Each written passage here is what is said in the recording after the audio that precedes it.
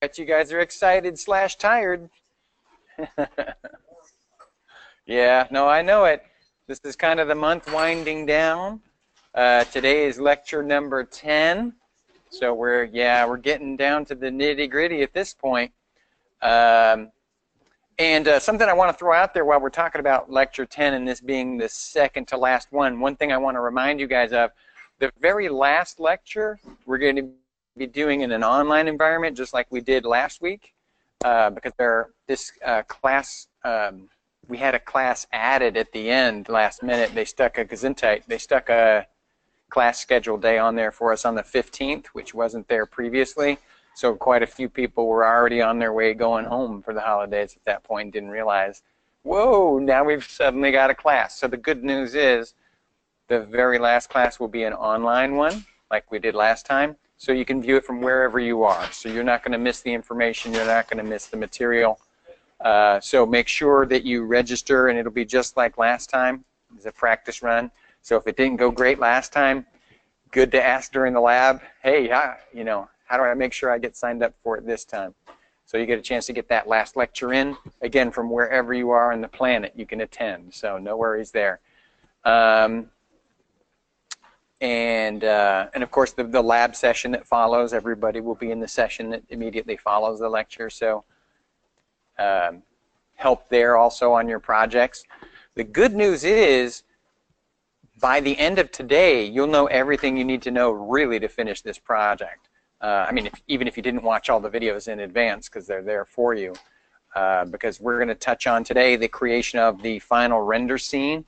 And actually, if it goes really well, probably by the end of lab today, you will have finished your week 4 assignment 2 turn-in, like by the end of lab today, because it's super easy and it doesn't take that much time. And that's honestly on purpose because you guys have a lot to do. I know the end of the month is kind of a culmination of everything you've learned in both classes, so there's a lot to do in a very short period of time. So I kind of tried to taper it down towards the end with regard to the work that we're having you do and the information we're giving you, because I'd rather not have it crazy intense at the end if I can avoid it. So again, the good news is you've got most of what you need already. The other thing that I was going to announce to you guys, if you are in this class this month, this year, the very last month of the year, and that's, we're talking about 2017, December month, I'm actually going to give you guys a little bit of a break on your UV mapping assignment, which is your week 4 assignment 1, which is UV mapping 4 models that you built. And I decided as a very small Christmas gift from me to you, you guys only have to UV map 2 assets instead of 4. So instead of 4, this month only for Christmas, I got the hat and I'm feeling the Christmas fever. So I'm going to give you guys a little bit of a break on that, and you only have to UV map 2 assets. All right? So, oh no, you're very welcome. I know you got a lot to do. It's a tight month, so no worries, no worries. You only have to do 2. But please do your best on the 2 that I ask you to do, because again, this UV mapping, this is something that's not going to go away. You guys need to nail down these skills because they're going to come up in future classes. So make sure you do the best you can on it, because then when you take a look at our feedback and as we're helping you to do it, you'll learn the most from it. So don't make me feel bad for giving you a break. So please do well on this, because it is important. I would not stress it so much were it not. Yes?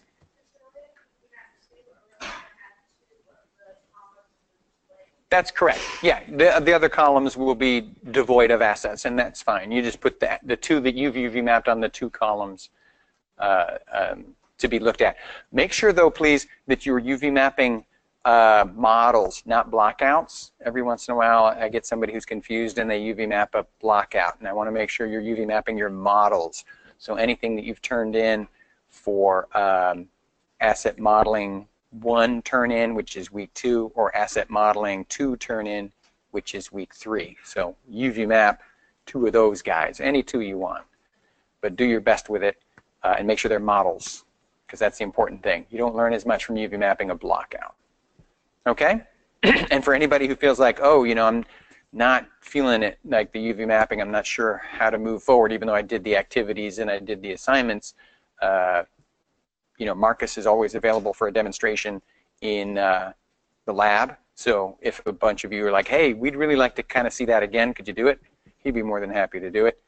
And also, if you come to the Google Hangout and ask for some help, you can definitely get some demonstrations there, and that's open 24/7. So whether it's an instructor or a classmate, somebody can show you how to do it. So make sure you're getting in there and getting the help you need, because it's there all the time from somebody. So, all right. So let's get into today's material. Like I said, winding down class number 10.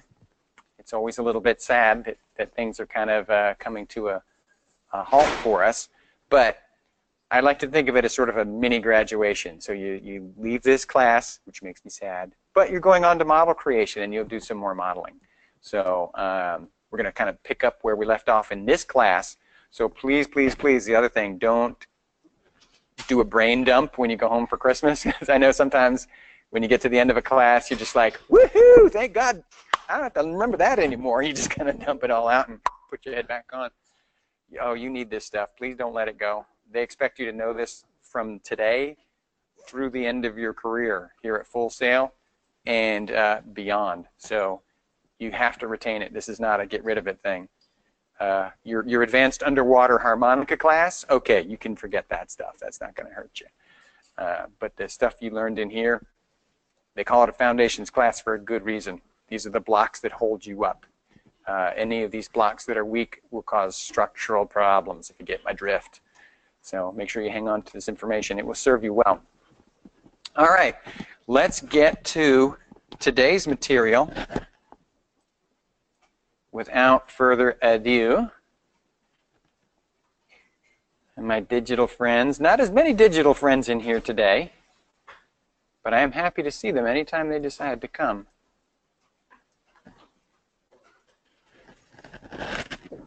What's better than more friends? All right, so let's talk a little bit about rendering.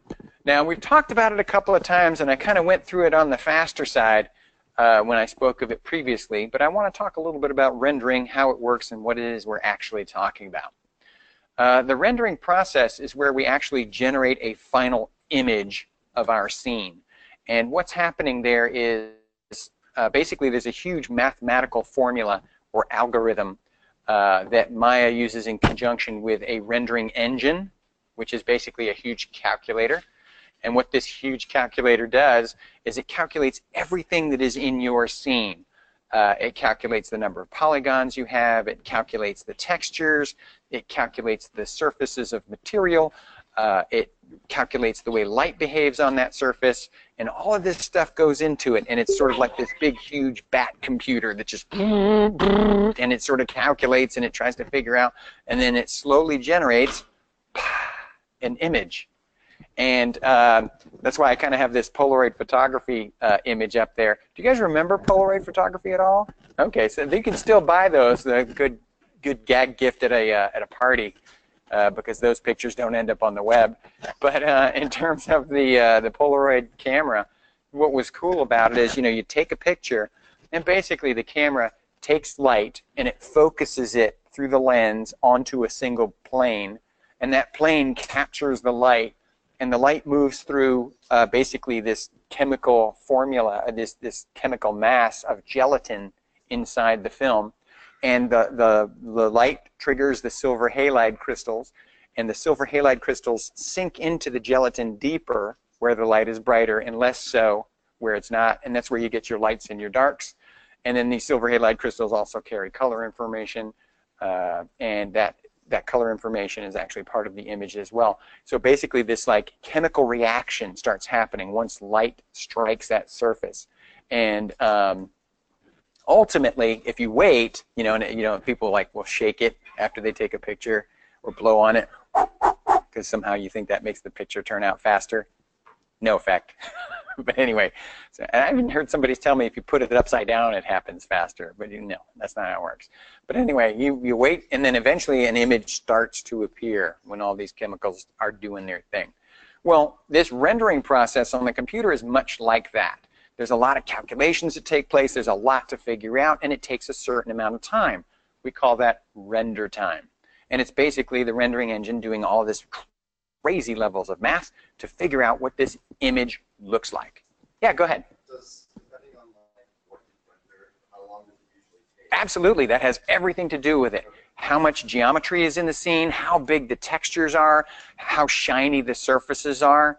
The more shiny, the more calculation, because once light starts bouncing, it carries not only the brightness component with it, with the color component as well, which we call radiosity.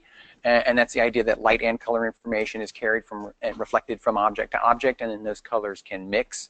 So there's a lot of crazy math that goes on, and that's what the rendering engine does. And again, that's what we refer to as render time. So the more complicated your scene is in terms of the math it has to do, the longer it takes to calculate. Much like the idea that if you're drawing a picture, and that's what your computer is doing, it's drawing a picture. If I draw a very simple picture, I can draw it very quickly. I can do a stick figure in no time at all. But if I'm trying to do a more complicated picture, it takes me a lot longer to draw because there's a lot more detail in there. Does that make sense? Yeah. And my other question is before, like, say, like, you have to finish this project in a certain amount of time, does it give you an estimate time on how much it takes to render that? nope, not at all.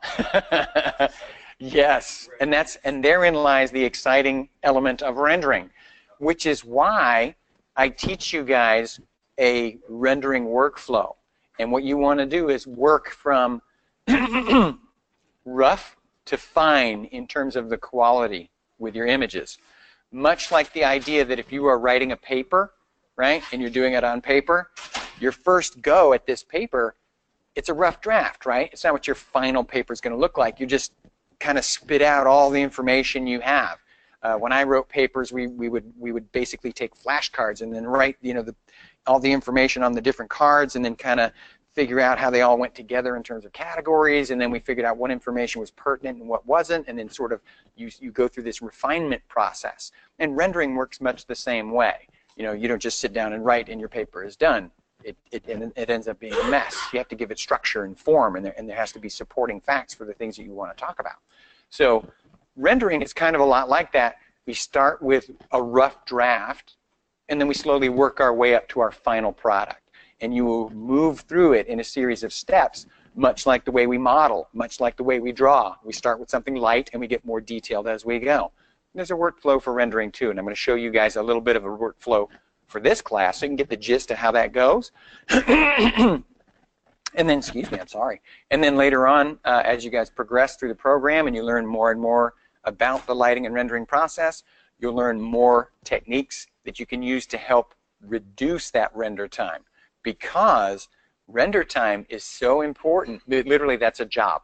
There are people whose job it is to optimize render times so that things render more quickly. That's their whole gig in life, which is crazy, but that's what they do. Because once you hit the render button, you are basically a prisoner of your machine while it does the math, and you can't do anything but wait. Does that make sense? But with each render, you'll get information of how long that render took, so you can be smart about how much time do I have left, how much of a tweak can I do before I reach my deadlines.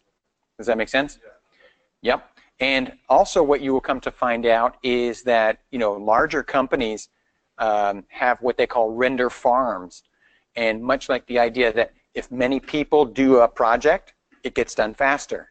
Rendering is the same. If you hook up many computers, they all use their processing power as one, and they can render the image more quickly. Does that make sense? Yeah. Okay. So you just said that. Are we allowed to, like, connect computers together to render at the same time? No, you can't do that with this class. Yeah, I'm sorry. Yeah. But again, the whole process is, or the whole idea behind it is to speed up that rendering process. And like, for example, how many of you guys saw the movie Transformers, the first one? Michael Bay, yeah, that's one. All right, so in terms of Transformers, we're rendering images, right? Images, one picture at a time. Now, you guys remember when I was talking about flip books, right? Early in the year, early in the month, we were discussing flip books. They're basically a series of images and you draw a picture on each one, and each picture is a little bit different, and if you flip through them at the right rate of speed, that phenomenon, persistence of vision, takes place, and you perceive movement, even though it's really just a series of still images. They're just moving at the right rate of speed. Okay, when we are rendering images for a movie like Transformers, we are creating still images. So one image is a 24th of a second. Does that make sense? It takes 24 renders to make 1 second of film time. Does that make sense? Okay, now, the movie Transformers, one frame of that movie took 40 hours to render. 40 hours to generate a 24th of a second. That's crazy, right? But the good news is, when it comes to movies, they open like a year from now. You know, movies open, they take like a year, sometimes 2, to make a movie. So if it takes 40 hours to render a frame, that's not the end of the world. We're going to have the machines running all around the clock, but it's going to take a long time. And then that's why they connect many computers together to speed up that rendering process so things can happen more quickly, right? So point being, we can speed it up through different things, being smart about how we set up our scenes, being very efficient with our geometry and our textures, making sure we keep our scenes clean and organized. All of those things help speed up the rendering process. So all these goofy little things that I've been teaching you guys how to do, and you're like, oh, why are you on me about this? No, that's why, because ultimately, all of those things will affect your render time. Does that make sense? And if you've got like excessive history and issues in your files, they're corrupted in some way, it can cause the render to crash completely. So we got to be, this is why we're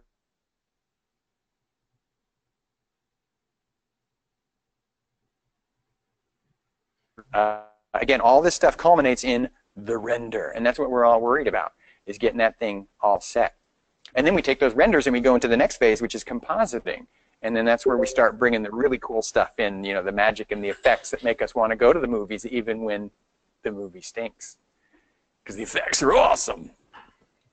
So basically, again, everything hinges on this rendering process. So that's why I wanted to talk about it in terms of how it works and what's going on in terms of rendering. Now, let me just show you an idea here. We're going to go over here to Maya, and I'm going to make a little adjustment so that all my tools and stuff appear again. There they go. All right, so here I am in Maya, and even something as simple as this image you're looking at right now, this is a render. The computer is drawing for you what you see, right? But this is called a hardware render. The hardware render is a very primitive render. It's kind of like a sketch when you're doing a light sketch. It gives you a basic idea of what's going on, but it's not very fancy. Does that make sense? We get a little bit of shadow, a little bit of light. I see 3D. I roughly can tell what's going on in here. That's a drawing that the computer made for you, but this is a hardware render, right? Now, what's crazy is every time I move my camera,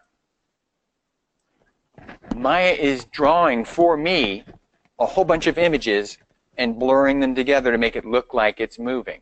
So that whole flip book thing, that's what we're looking at here. The computer is drawing super fast everything that I see. Does that make sense? You had no idea that's what was going on, right? So point being, this is what we call real-time rendering. And that means when I navigate through Maya, everything happens instantly. It's drawing for me in real time. Video games work on that same principle. The drawings are in real time. Because if I'm playing a video game and my character's running down a hallway and I turn to look somewhere, as soon as my gaze shifts, the computer has to draw for me all the images of the turning as well as the image of where I'm looking. And it's drawing me the polygons, it's drawing me the textures, you know, whatever elements are going on in there. It takes time to figure it out. But we don't have time. Things have to happen instantly, right? I got to have, you know, video games are rendering at 60 frames a second.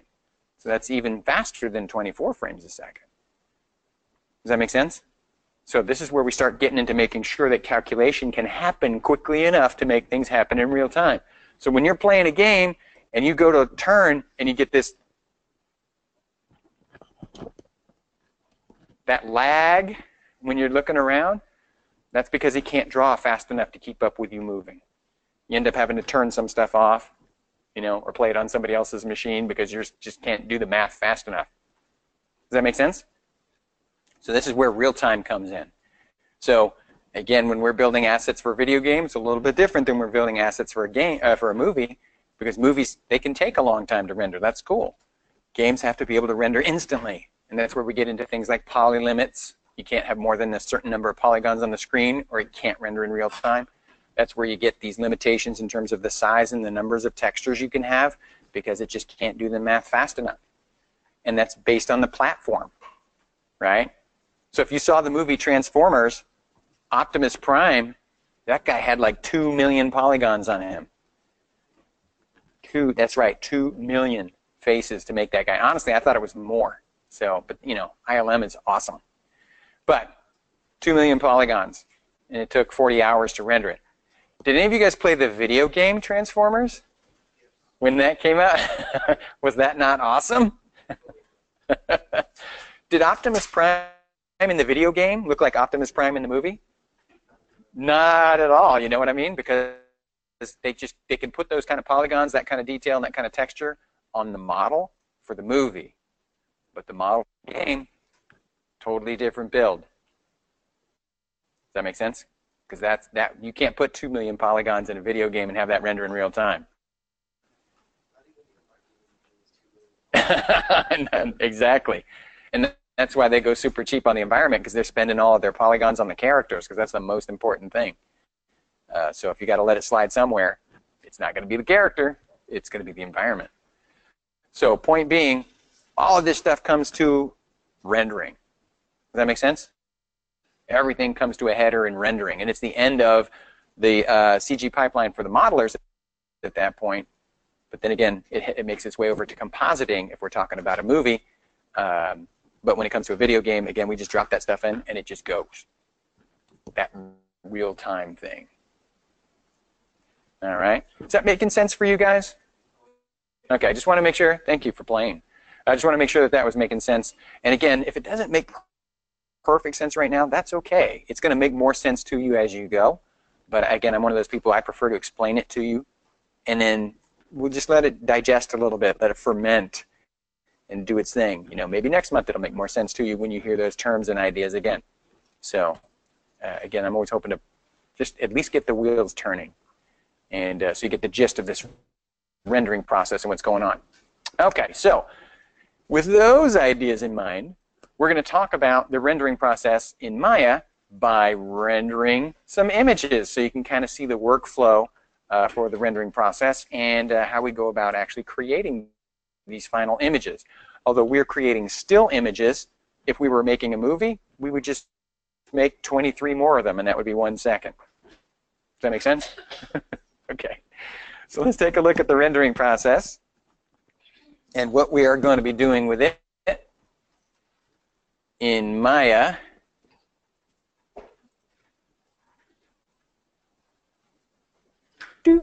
All right, so what we're going to do is set up a shot and do a practice render image.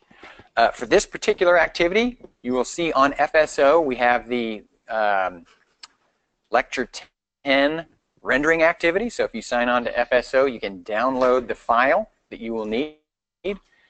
And basically, it's a self-contained scene file. It's got everything you need in it. You just have to open it up. And then you'll be able to follow along with me as we do a quick render together. And then again, you'll start to see the processes of how this works.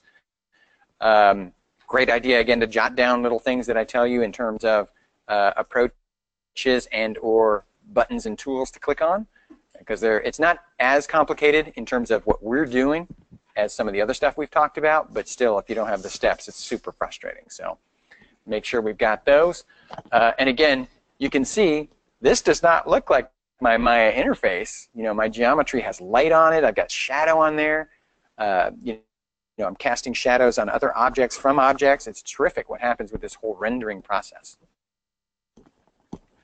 So let's get that Lecture 10, rendering activity.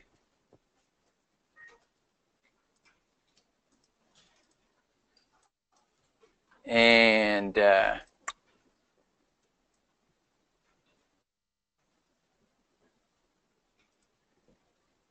when you download it from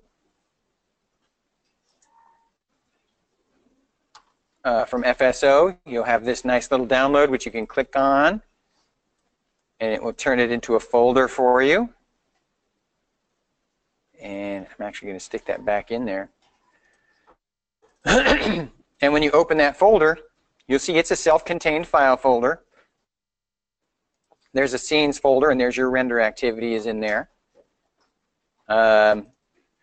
You'll notice that the source images folder is empty. There's nothing else in there. But if I had assets or geometry or objects that had an ambient occlusion pass on it, I would put those images into my source images folder so that Maya could find them, and then that would be part of my render. So just remember, when you're making these render scenes, if there's a texture, it's got to go in the source images folder so Maya can find it. All right, so the first thing I'm going to do is set my project to this folder so Maya knows what I'm working on and how it's going to go down. So I choose on my desktop my Lecture 10 render activity. And I go to File, Open Scene, and I open my render activity. Doot. There we go. So now I got my render activity going. And you'll see I've got a couple of cameras here. But the first thing you'll notice right off the bat, and if your window configuration is different when it opens, don't panic. It's in there. But if you look at my window configuration, you'll notice that I have an additional camera in here, and it's called the Render Cam. And what I want you to be aware of is that there are many cameras in Maya, and they all have jobs to do, you know, my perspectives and my orthographics. But those are working cameras. They're kind of like my eyes. They let me into my scene so I can do my job. I've actually created a special camera just for rendering. It's like a film camera. This one's for filming. These other guys are for work. So I made this special Render Cam.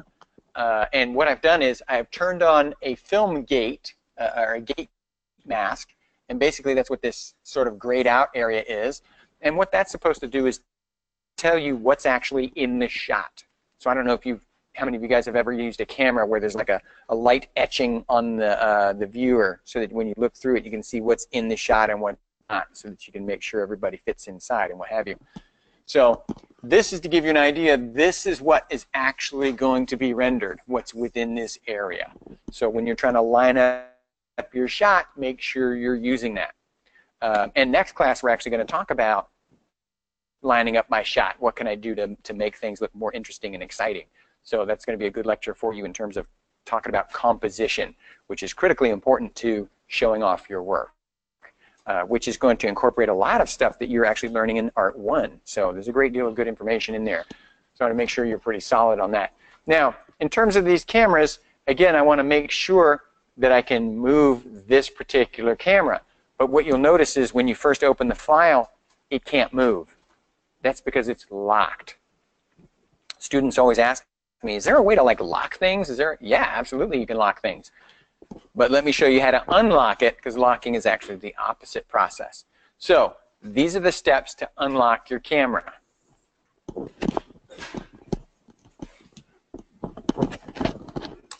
So, and incidentally, you can see if I try to move it, it's no go.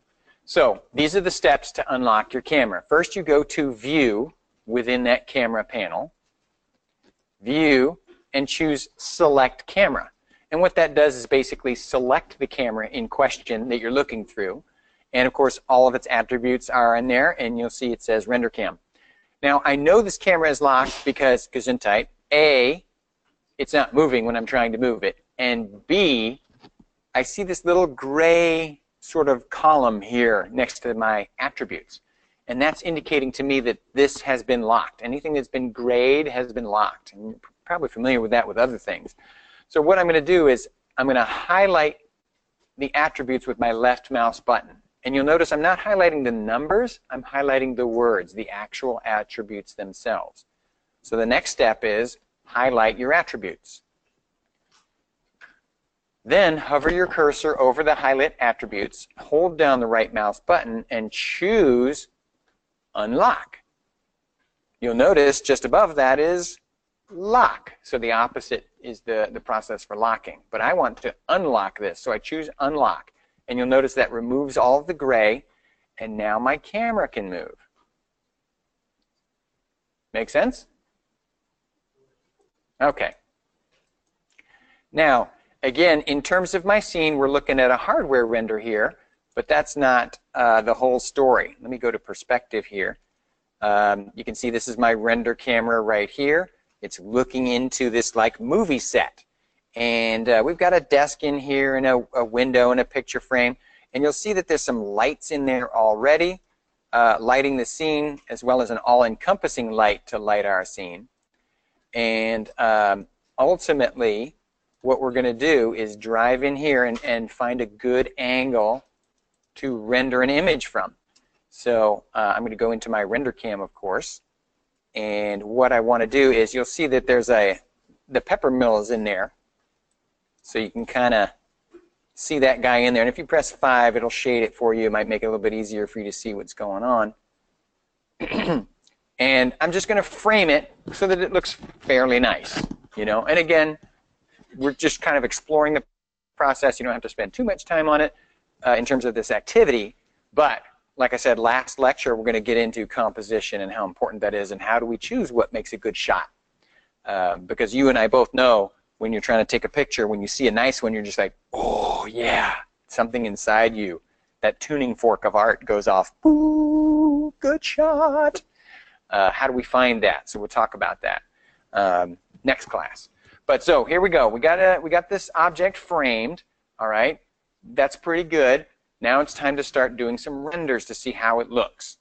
Now, who can tell me what's the name of the rendering engine we're using for this class?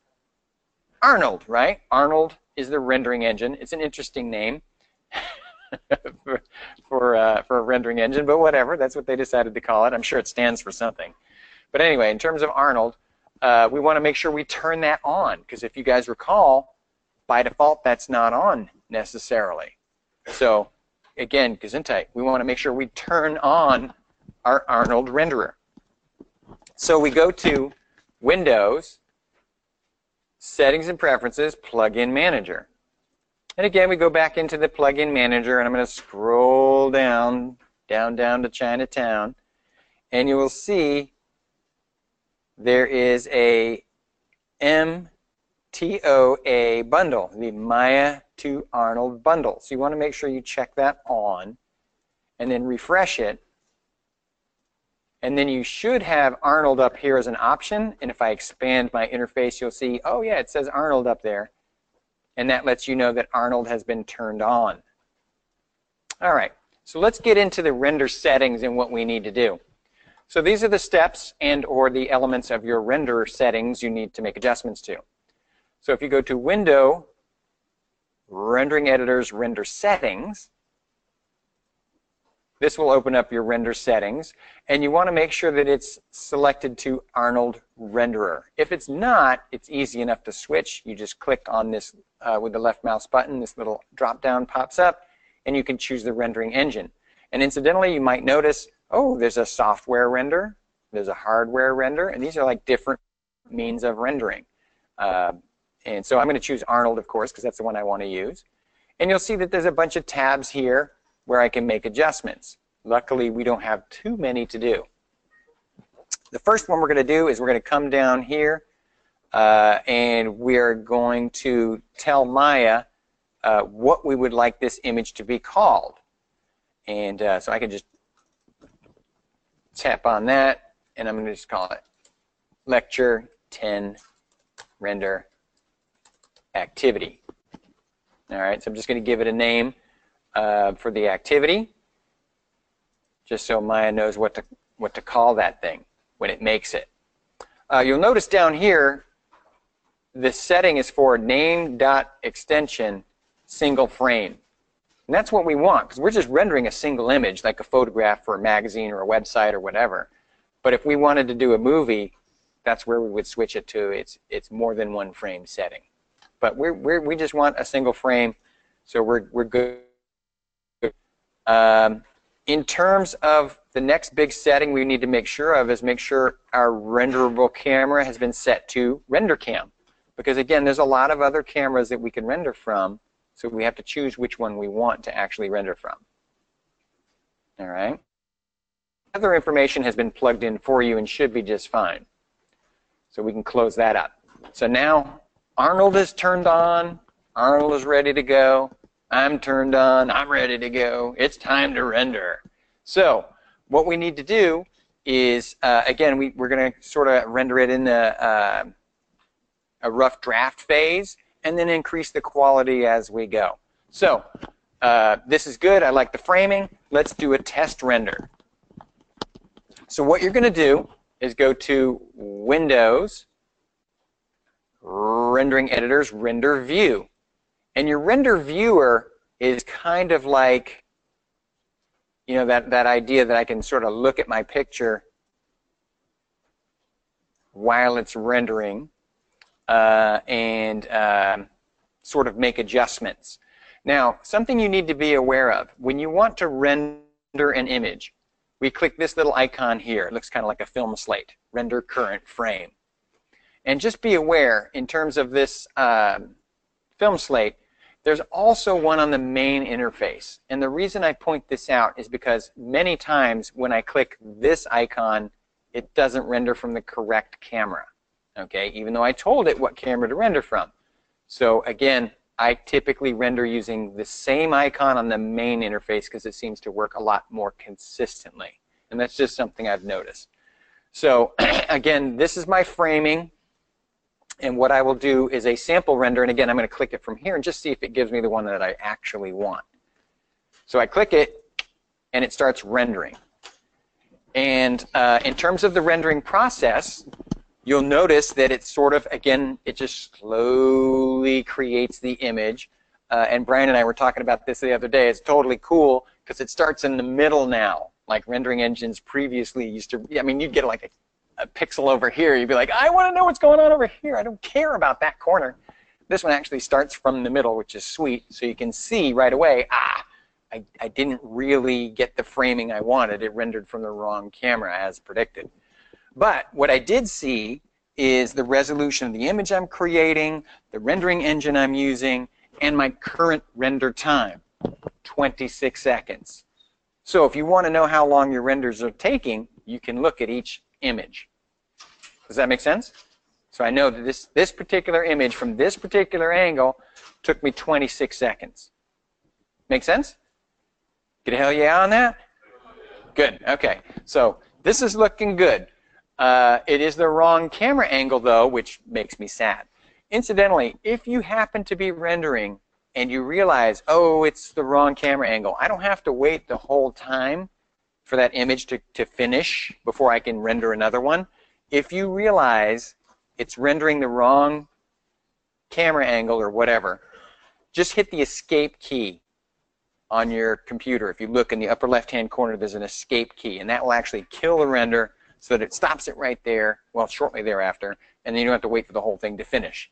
Because sometimes your renders are quite long, and you don't want to wait and waste all that time if you know for sure that's not what you want. So don't forget that escape key thing. All right, so obviously it rendered the wrong image, but I'm not going to get too bummed out about it. I'm just going to come up here and render it using this icon.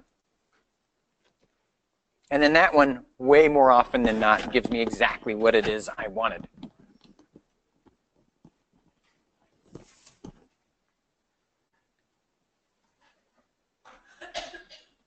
All right, and you can see I'm getting shadow information from my window frame, getting light on there, little nice shadow over here, nice shadow over there. So again, some really cool stuff is happening that's being calculated in terms of the behavior of the surfaces with the light on it.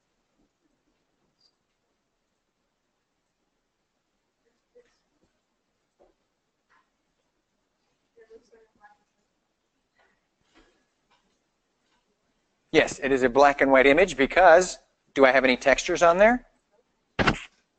So what we're looking at is basically a grayscale image. Still life. Yeah, exactly. Exactly. It's a still life. All right, so it's getting near to its little rendering time. It's nearly finished. All right. Looks pretty good. I think it's done.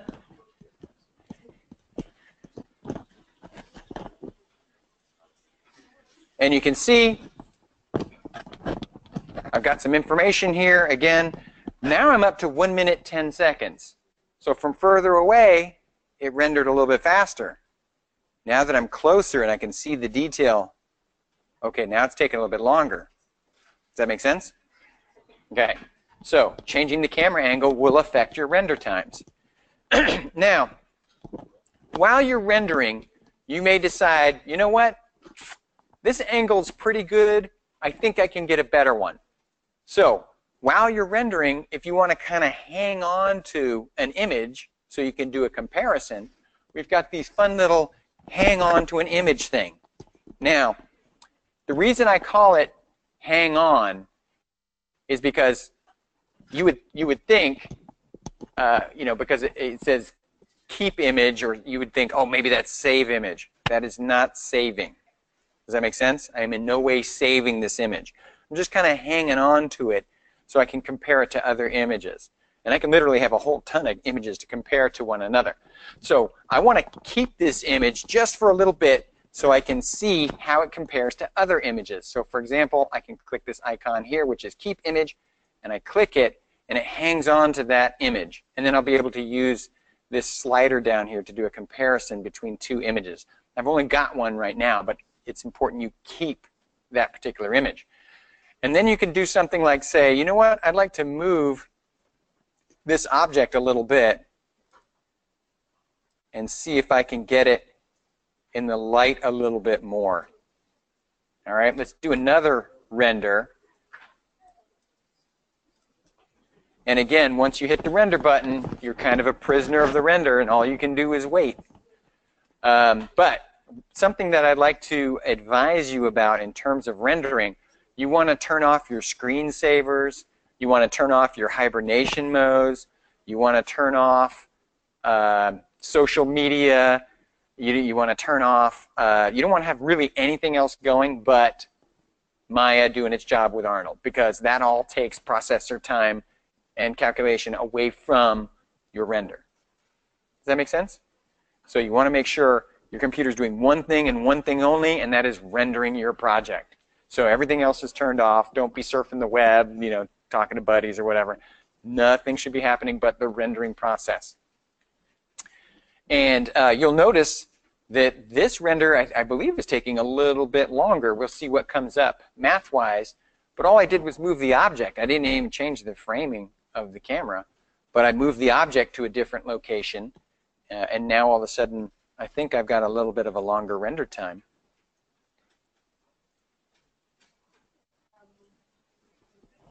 No, 1 minute 10 seconds. Okay, so that was actually a tiny bit faster. All right. Now, what I can do is, now that I've got two images, I can actually work this slider and see, that's pretty cool.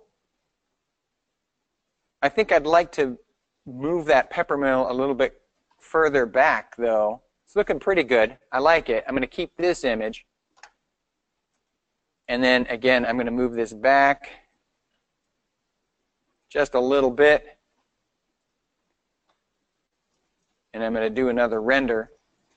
And again, the whole purpose is I'm trying to find that good image, trying to find that nice camera angle. I need to make sure that object is in the scene in such a way that the light is falling on it very beautifully across the surface. So again, you kind of tinker with it a little bit to get the best possible shot. Again, we're going to talk all about how important presentation is to the rendering process and showing off your work in the best possible light, literally and figuratively.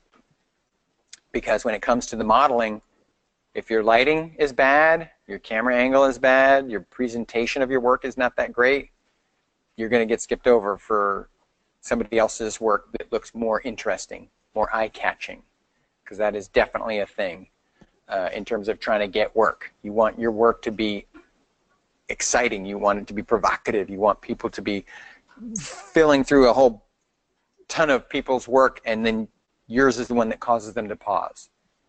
Oh, that's you. That's you. That's you trying to get a job right there.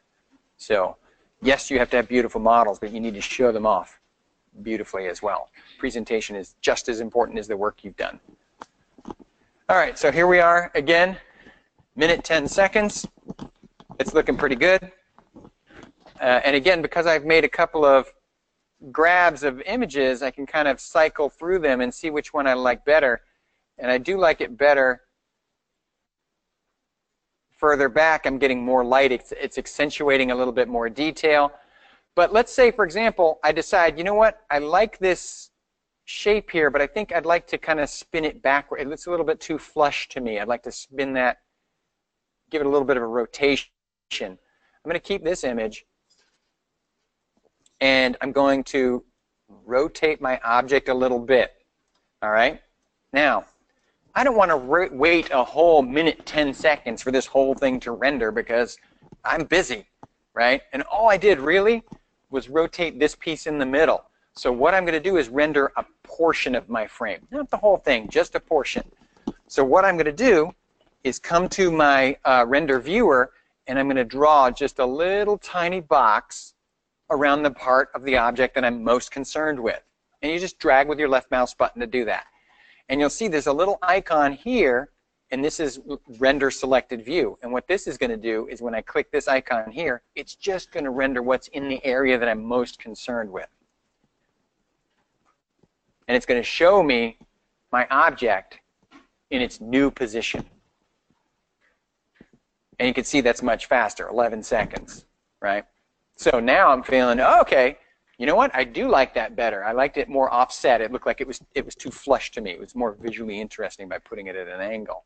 So now I'm pretty happy with that. I'm going to render the whole thing. Let's see what we got. So again, we go back to our main rendering icon here, and I'm going to render the whole Megillah, which again will take, you know, approximately a minute and 10 seconds or so. So it's very important that I'm very cognizant of my render times, because if you guys recall, we have very solid due dates, right? So if you're rendering and you're supposed to be submitting, that's kind of a problem. So that's why we always have to be very cognizant of how much time our renders are taking. Does that make sense? Okay.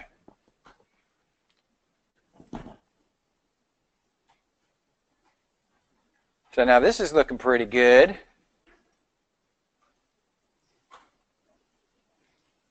I like the composition, I like the light and the way it's striking the surfaces. This is starting to come together like a nice project.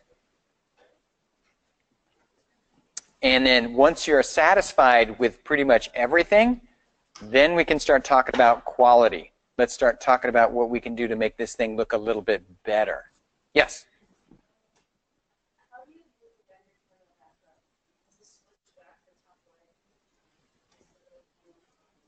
It's one of your many cameras. So if you go to your panel menu and you see the word panels, if you click on panels, you'll see one of your panel subheadings is perspective. And if you go to the perspective, the list is there. So you see your regular perspective, you'll see your render cam, so you can get back to it that way. All right. So this looks like it's pretty good. I like it. So here's where we hang on to this image, and again, we just click the hang on to it button, boop, and that saves it. All right, so now we can start talking about quality. Now, quality, you know, as always, anything you do better, what do you think that means? What's that going to do? My image will look better, but you know there's a price for all this stuff. It's going to take longer. The better looking your image is, the higher the quality, the longer it's going to take to render. Does that make sense? So I'm operating at pretty low bare bones stuff here, but I can make adjustments to the quality of my render if I want to. So I'm looking at my image here. Again, it's taking a minute and 10, 11 seconds, which is, that's not so bad. I want to make sure I hang on to this image. And here's where I'm going to start looking at some quality. Windows, rendering editors, render settings. So we're going to go back to this window again. And you'll notice that there's a second tab over here. You know, there's many tabs, but we're going to go to the second one, Arnold Renderer. And you will see this camera AA. This is like anti-aliasing, and you should, from that, glean quality. So what I can do is I can increase the quality of the render, which means more intense math, greater scrutiny, higher resolution image. But then that's also going to be more time. Does that make sense? All right. Now, it defaults at 3. 3 what? Apples, unicorns, what? 3 is immaterial. It's just an arbitrary point. But what I'd like you to do is think about, well, how do I adjust it? In Maya, if you ever have to make an adjustment where you're dealing with just a number, okay? If you change that number and you don't like the result you get, if you hit Z for undo, Maya doesn't remember what that number used to be. No idea. So what you want to do in any aspect of Maya where you're plugging numbers in, work in halves and doubles. Halves and doubles. So looking at this, I want to increase the quality of my image. What number am I going to plug in there? 6. Does that make sense? After doing that render at 6, I may hone it, you know, and end up it being 5 or 4, you know, whatever. I'll get there, but I will double it. Because if I look at 6 and I say, not that excited, I know I was at 3 previously. Does that make sense? I can go right to 3 because I know that's half of what I put in there. Consequently, if I'm at 3 and I feel like that's, you know, I'd like it to be a little bit rougher looking, I can go down by half. Does that make sense? So you want to make sure you're working in halves and doubles whenever and wherever you can, because it's easy to get back to or make adjustments in the broad strokes and then refine when you get closer. So it's defaulting at 3. I'm going to plug in a 6. All right. I close it. And then now I render again. Again, I'm going to hang on to this image, and I'm going to render my new one from the main interface. All right, now, in terms of my render time, you will notice that I clicked render a while ago. I just got my first little square. Is this faster? No, this is going unbelievably slower. And what's interesting is, while Maya is rendering, it's actually caching or saving information, and it's putting it into those various folders, you know, in that file folder structure, most of which we'd have nothing to do with. Maya is actually saving some information. It's trying to optimize stuff, sort of making notes of things to help speed up the render process. So that information is being retained in there. But you can see this is still taking considerably longer time. Does that make sense? Okay, so why we don't have amazing quality at the very beginning? Because if I had to wait this long for my renders, it would take me forever to render something. Does that make sense? Just like when you're drawing, you start with sketches, and so you start getting close to what it is you actually want, and then you really start to refine and get into that high detail level in terms of your images. Now, the reason I saved my image before I upped my render quality is because now I can do a comparison. I can, well, once it's done, I can do a comparison with my slider and see, here's what 6 looks like, here's what 3 looks like, here's what 6 looks like, here's what 3 looks like. And then I can make a decision. Is the doubling of the quality worth it? Is it better in terms of what I got? Do I have to increase it even more? Because what you have to look at is this render time is probably going to be close to 5 or 6 minutes to render the whole thing. So at quality level 3, it rendered in 1 minute and 11 seconds. At quality level 6, it rendered at like 5 minutes. So what you have to ask yourself is, in terms of the quality of the image, is the image good, significantly improved in terms of its quality to warrant waiting longer for the render? Because you might say, you know what, there is almost no appreciable difference between these two images. Why would I wait 5 minutes when I can get it done in 1? Does that make sense? So you have to think about it and decide, is it worth it? And then you may say to yourself, well, you know what? Looking at 3 compared to 6, night and day different. Ooh, I wonder what 12 looks like then. Maybe that's even better. Does that make sense? So then you would render it at 12 and see how long that takes. And what's the difference between 6 and 12 in terms of the quality? You might look at 6 and go, well, 6 is better than 3, but it's kind of taken a long time. Let me take a look at what 4 looks like. Does that make sense? You sort of work your way towards what you want. So again, this is rendering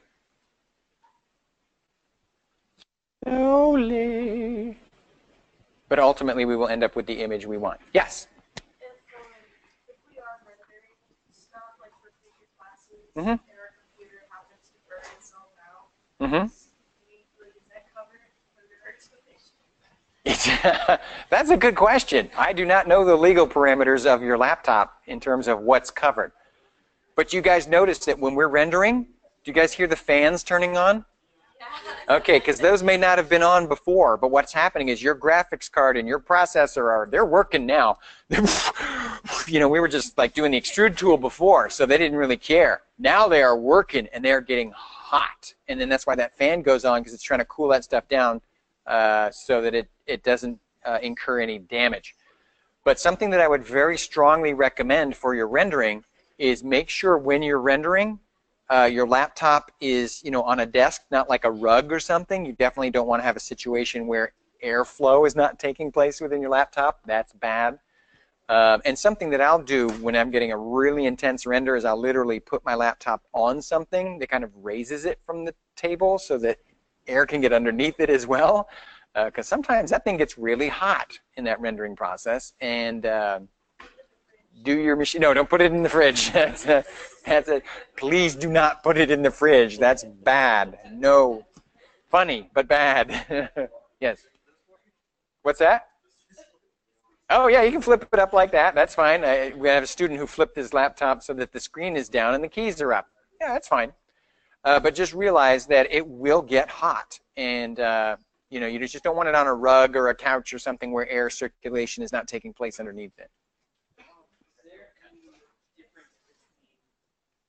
Say we model our scene here, but we happen to have a computer at home that's a little faster or whatever. Is there going to be any problem exporting from the Mac version of mine to a PC version? No, no, not at all. It's going to work just fine. A couple of the keys are a little bit different, but it'll be fine. Yep. Yep. All right, so I think this image might be done. Let me see. Is it done? All right, it's done. So now, in terms of our image, you know, again, it looks nice, but now I'm at 4 minutes and 46 seconds. So, pretty good guess at 5. But 4 minutes, 46 seconds to get this. So now we work the slider and we see if there was a significant improvement. So if I go between these two images, the one I just created and the previous one, I don't really see an appreciable difference between the two. The quality of the image is pretty close because I can't tell. So you know what? I can go ahead and put it back to 3. I don't think that's going to make a big difference in terms of the quality of the render. It looks just as good with the 6 as a quality setting versus the 3. So no need to render it for that long. Does that make sense? So again, this is a process you go through when you're rendering. So now, once my image is done, it's rendered, composition is great, everything's looking good. Now this is where we actually save the image. So we're finally at that part. So saving the image, these are the steps for saving your image. Within your render viewer, we're going to go to File, Save Image, oddly enough. And what it's going to save is the image in question right there. And you can see it's going to my Images folder. And of course we want to name this stuff gold Steve. Lecture 10. Render activity 3DF 1712, the last of this year. Now, here is the big ticket item, the image type. When you are generating images for use in compositing or for use in a magazine or however these images are going to be used, there are going to be specific technical parameters based on how it's going to be used. So whoever you're doing this work for, they will tell you, hey, listen, when you create this image, make sure it is this type of image. Because the way we are using it in our pipeline, that's the kind we need. Does that make sense? So if somebody asks you for chocolate ice cream and you give them pistachio, are they going to be happy or bummed out? They're going to be bummed out. So we don't give them the thing they didn't ask for. We give them exactly what they asked for. So what you will notice is, in terms of file type, I am looking for a TIFF file.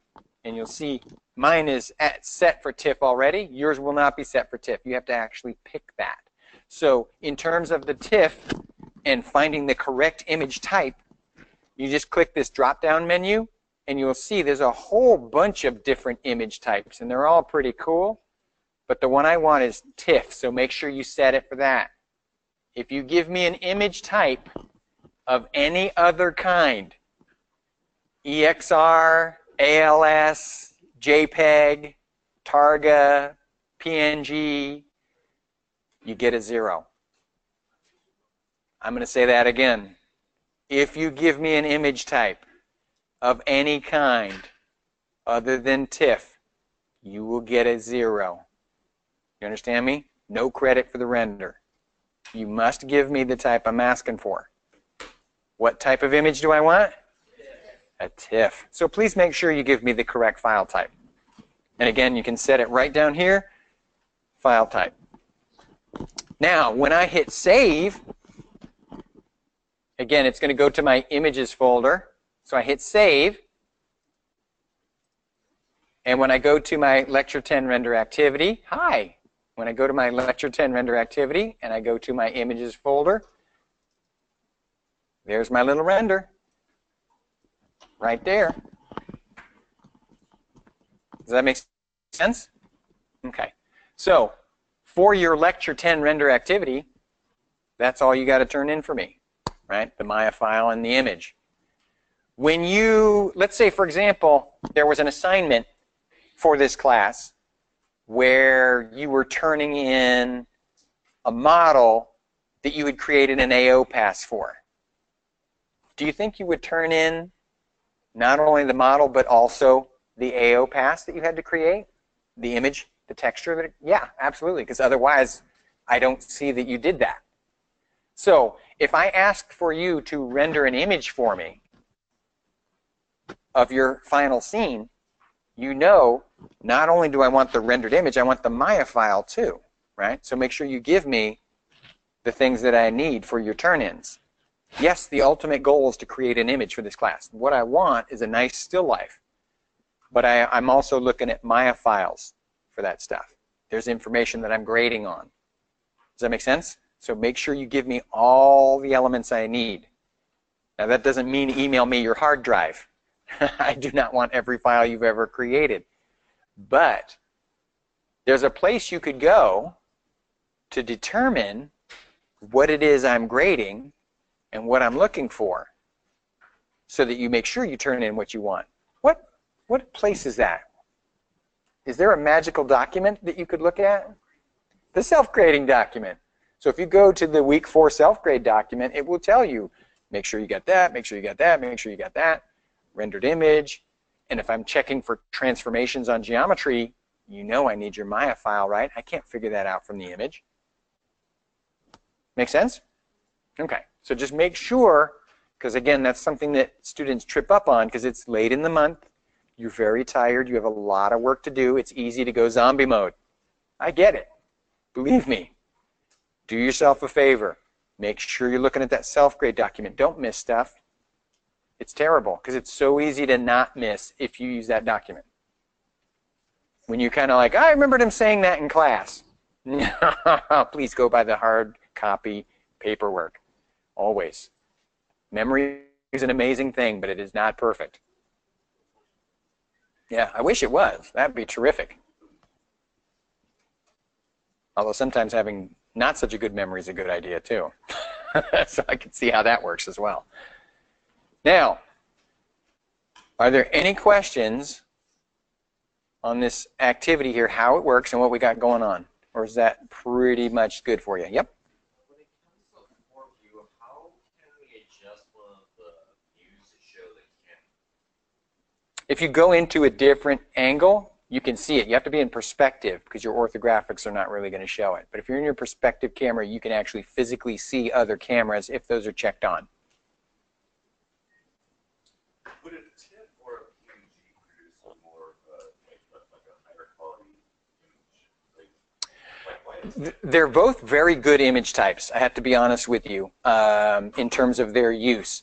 I have just noticed through my travels that more applications and more various uses of image types, TIFF is more widely accepted.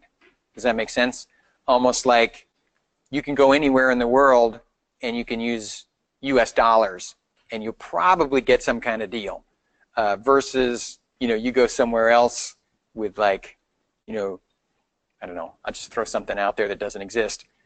Skargamugans. Right? I'm from Skargamania, and we use Skargamugans.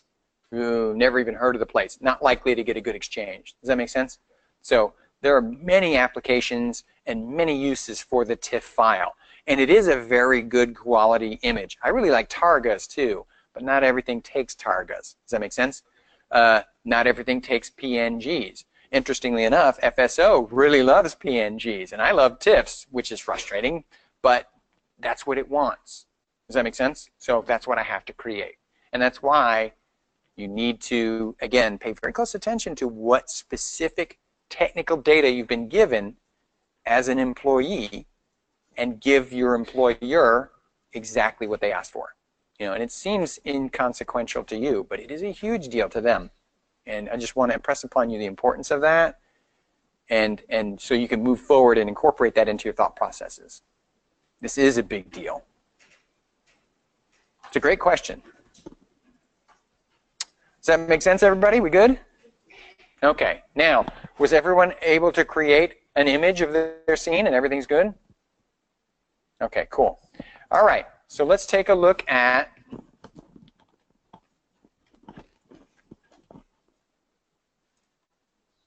go back to our slides. Hello, slides.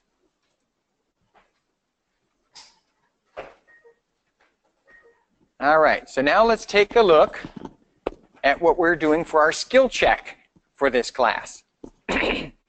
Our skill check actually combines what we learned last class with what we learned this class. Last class, we learned how to create an AO pass for our geometry. This class, we learned how to render. So the skill check incorporates both of those for this particular class. What we're going to do is make sure we've got an AO pass on our jar, and we're going to import it into the scene and do a render of that. All right, so last class skill check, we created an AO pass for our jar. So now we're going to bring our jar into this scene.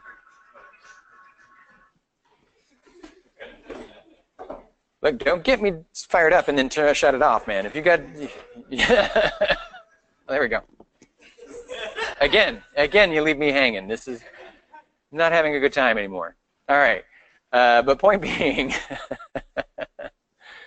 oh my, yeah. Can you tell I have a dance game at home? All right. Anyway, in terms of what we're doing, this is going to incorporate both of the things we've learned how to do. So we're going to take that jar that we created and UV mapped and then created an AO pass for it, and then we're going to bring it into our final scene, this one that I've created for you, and then put that in there and do a little render of it. So, and to bring the geometry in, all you have to do is go to File, Import, and choose the file, and that will bring the geometry in, and then you're going to place it within your scene and render it. I'll do an example for you so you can see. But of the utmost importance, since we created an ambient occlusion pass, it generated a texture for us to apply to our geometry.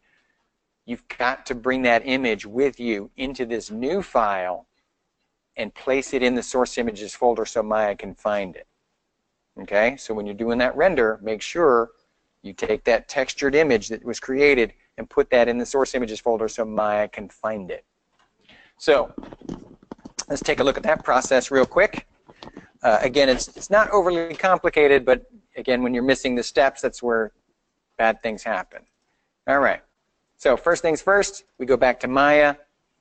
And if I want to bring my jar into this scene, I go to File, Import. And then what you're going to do is go find your jar, wherever it happens to be. Mine is in my skill check files, scenes. There's my jar from UV mapping. All right. Import. Now the jar is in my scene. I just have to find it. And you'll see, oh, there it is right there. Because it should be at the origin, right? That's where we built it. So that's where it's going to show up. Now in terms of placing the jar, what you want to do, or at least what I do to speed the process up, is I try to move it in my orthographic views. Because it's kind of difficult in your perspective view to kind of get things to go where you want, because it's kind of reckless. So what I will do is I will go to my orthographic views first, if they're working at all right? And what I'll do is take my object and kind of eyeball it in one orthographic view to kind of get its placement. Then I'll use my other orthographic view, so I'll use my front and my side and kind of place it so that it's, you know, just resting on the surface of the desk. Well, like it's flying inexplicably in the sky. Place that thing in there. And again, you want to have a nice frame for it. I need to scale it because it's the wrong size. You can see it's Jagunda. So I need to make that smaller. But this will get my object in there. Once I get it placed, I'm going to freeze my transformations. Again, I'm just trying to keep my scene light, clean, and efficient. So now, in terms of my scene, it's in there. I want to make sure, I want to make sure that my source images folder has that rendered image of my texture. So again, I've got to go to my original scene.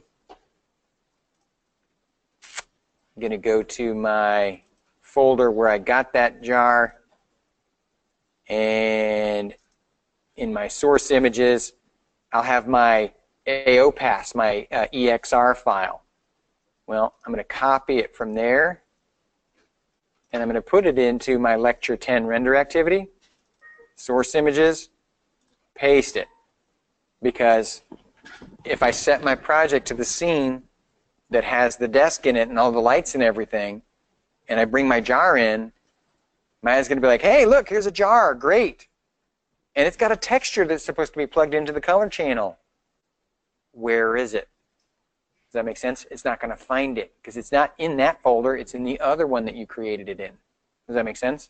You have to take that EXR file and bring it to the source images folder of your render scene, put it in there, and then you can create a material and plug it in through the color channel like we have done many times before. Does that make sense? Then Maya can find it. Then Maya can use it because it's where it needs to be. And I just want to get you into that habit. Now it's true, it may be able to find it somewhere on your desktop or wherever it happens to be when you're using your same computer. But if you give me your file, do you think Maya can magically reach through the internet and get to your computer to find the files it needs? No, it can't. So that's why each scene, each project folder has to be a complete and independent entity. If you're missing any pieces, it won't work. Does that make sense?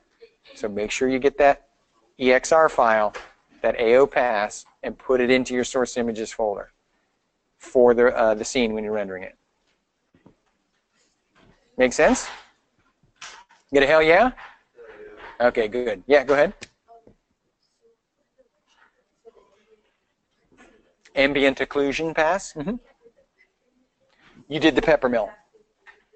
Yes, you're going to do the jar. Yep, absolutely. And the jar it's much easier. The pepper mill is kind of complicated. It's got many pieces. The jar is much easier. Again, provided you did a decent job of UV mapping your jar, which was the previous skill check. So it's like each of these skill checks builds from one to the next. And what you will notice is if your ambient occlusion pass looks terrible, it's usually a result of not a great UV layout. And I'm not saying you did a bad job of UV mapping, but that's what happens when your UV layout is poor. Other processes are affected by it, and that's why we have to make sure we do the best job we can on that. Yep, you're going to bring the jar into this scene by importing it. And again, remember to put your render texture, the AOPass texture, into the source images folder of this project to do it. Yes, because you UV mapped the jar previously. So now you're going to create an AOPass for it. And it's much easier, as I was saying, than the pepper mill because it's one piece of geometry. It's just the jar. So it's less complicated in terms of what's happening in there. How do we bring the AOPass to the jar if we did the pepper mill? Well, you're going to create an AOPass for your pepper mill. I mean, for your jar. Yep, by the same process as you did with the pepper mill.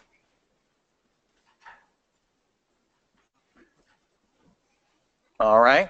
Now, once you've done this, do you think that's probably how all of your week 4 stuff is going to go?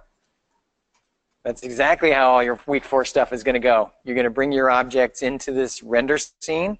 The final scene that you render from is the exact same scene as you're using in this activity, so there's no difference between them. So if you can do this now, you can do that no problem. It's just when you guys do that final render for me, you're doing your week 4 assignment number 2, you're just bringing 4 assets in to your scene, 4 different assets, any 4 that you've built. Again, make sure they're modeled assets and not blockouts. But you'll take 4 models that you built, the 4 that you're the most proud of, and put them in there. In terms of the models that you've built and you choose to put it in there, do they have to be models that you've UV mapped? No, not at all. You can put any 4 models in there you want. They don't have to be the UV mapped ones. However, if they are UV mapped, you have the option of creating an AOPass for them and putting that on there for your final render, and they do look much better with that on there. So you have that option. AOPass in your final project, week 4, assignment 2, you do not have to have an AOPass in there. That is not mandatory. It's strictly optional, but it does look a lot better. No, you can't put the snowman in there. I'm sorry. No matter how cool he looks, literally and figuratively, we can't put the snowman in there. It's got to be 4 assets that you built. Again, modeled assets, which means they are either from your week 2 or week 3 turn in, or if you built something on your own and you're like, you know what, this wasn't something I turned in, but it's one of the objects you asked us to build, and I built this one on my own time. You want to put that one in there, that's fine. But that does not mean, hey, I made an X-Wing, can I put that in there? No, you can't put an X-Wing in there. It's got to be the objects that we gave you from this class to build. Again, and 4 of them, any 4, but it's got to be 4 different ones, not 4 of the same. Yes. All right. Does that make sense? Okay. And what I will do, just to kind of give you a quick idea of some projects from the past so you can get a feel for what we're looking for and what can be accomplished.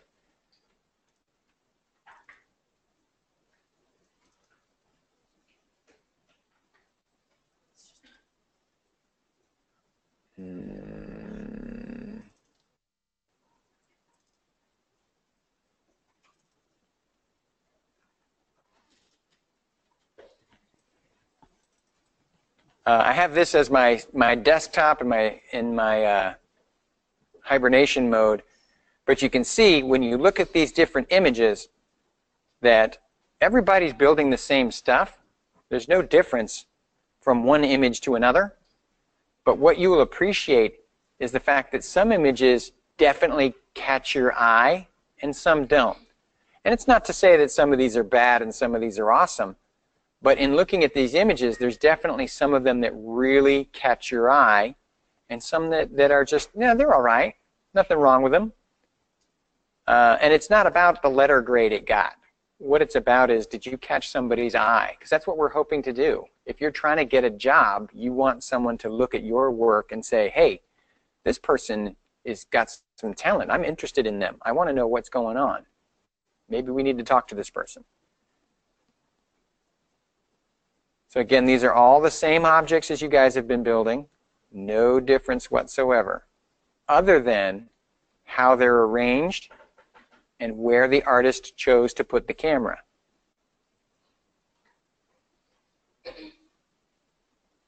And it does make a big difference.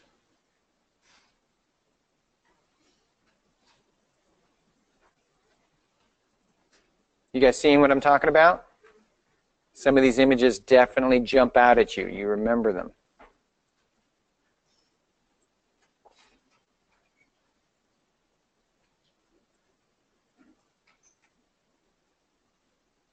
But we're going to talk all about camera position and presentation and all that next class.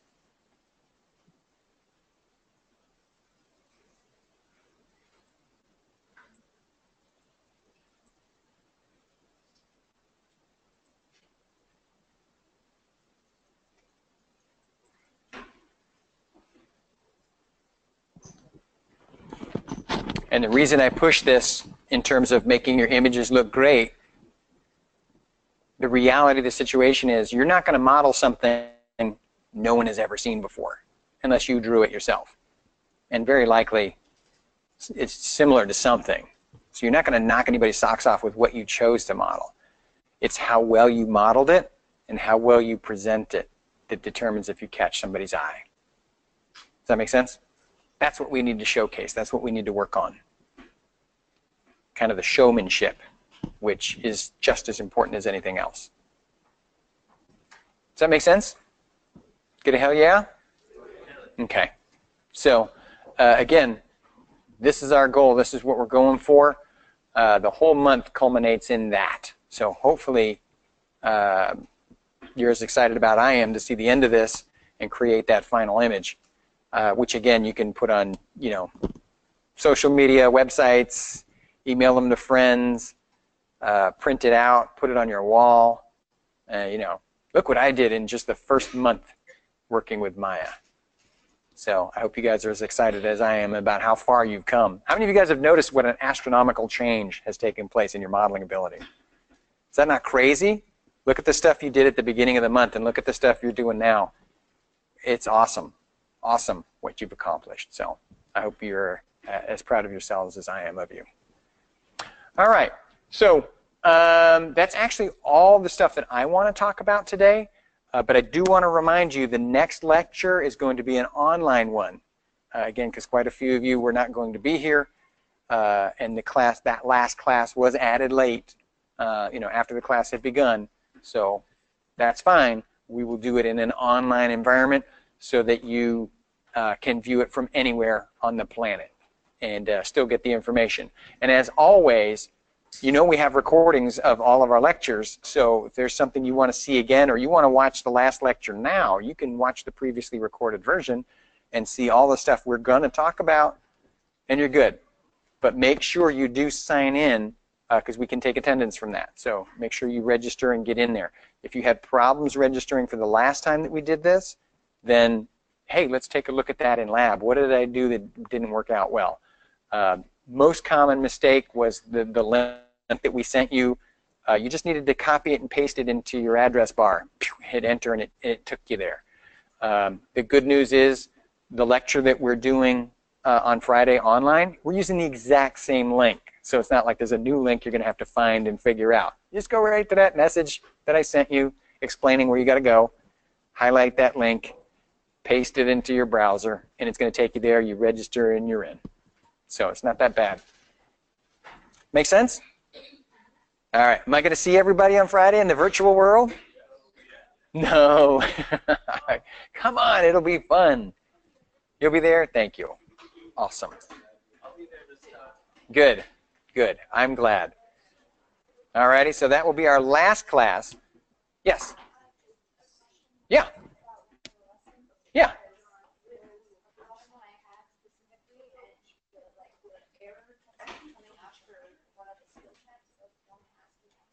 Okay, yeah, right after I finish up.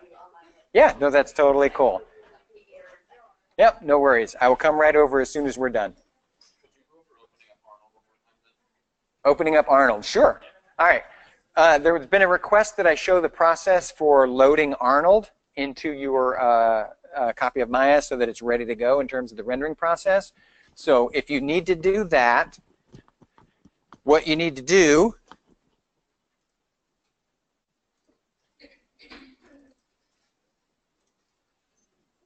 here we go. Oh, where are you? Maya, you nut. There you are. You're hiding behind that. You go to Windows, Settings and Preferences, Plugin Manager. When you get to the Plugin Manager, you're going to scroll down to the one called MTOA Bundle, Maya to Arnold Bundle, and just check on Loaded and hit Refresh. All right? Now, once that's loaded, you're ready to rock and roll. Thank you. Yep.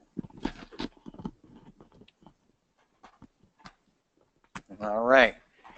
Anything else? Lecture 10 going once. Lecture 10 going twice. Sold! Lecture 10. 1712. All right, thank you very much, everybody. I will hear you on Friday when we do our last lecture and lab. So make sure you're in there. Get that last minute help so you can get your work done. Thank you very much.